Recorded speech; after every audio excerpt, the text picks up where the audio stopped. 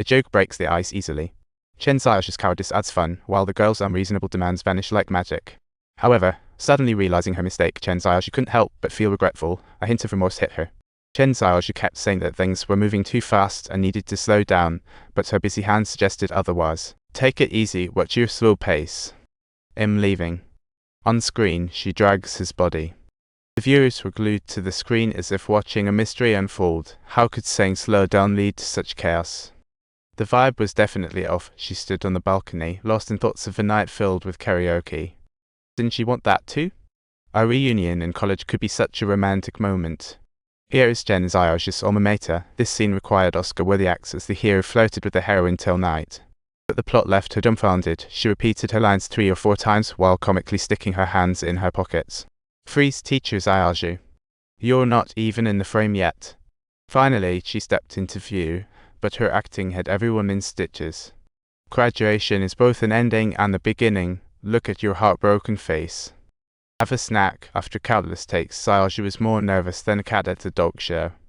With no solutions left, everyone paused the shoot. There she was, reciting her lines while being distracted by all the cute critters. Luckily, after relentless practice, she finally remembered her lines. Turns out, Chen Xiaozhou's psychological issues were even more complicated than imagined. Any mishandling would result in major consequences, but as long as she was around, she somehow couldn't see any ducks. But can you guarantee she'll be by Chen Xiaozhou's side every single second? Of course not, no way. I'm looking for a swimming duck.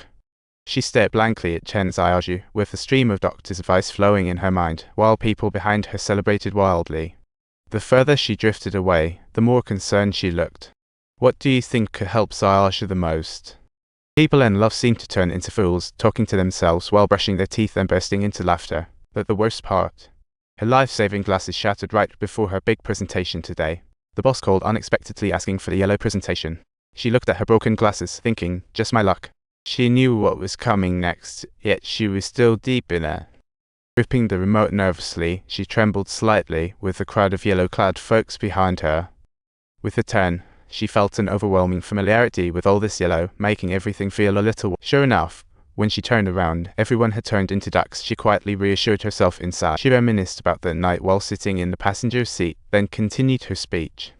Each scene flashed through her mind, seeming to bestow upon her an inexplicable courage and strength.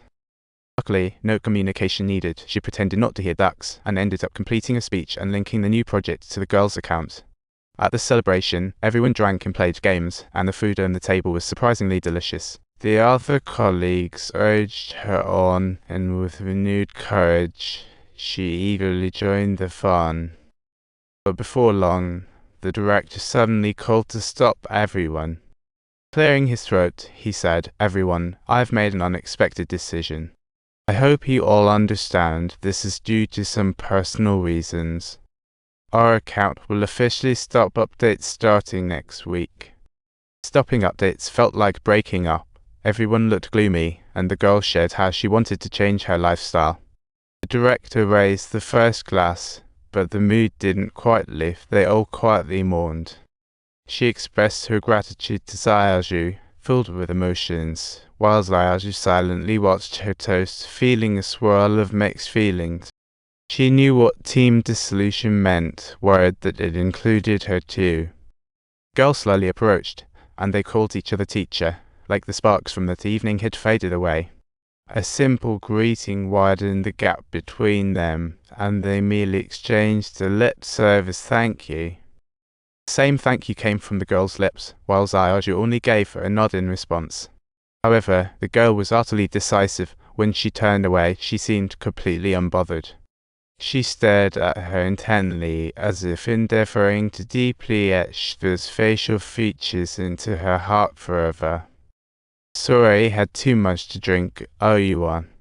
Let's take a selfie."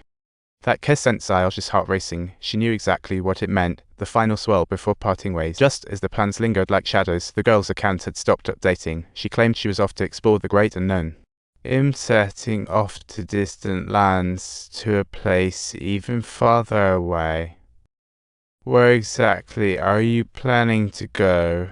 And do you really mean it? Where?" Xiaozhou's company began working according to her plans. Everyone else seemed to move on from the girl's departure, but she remained lost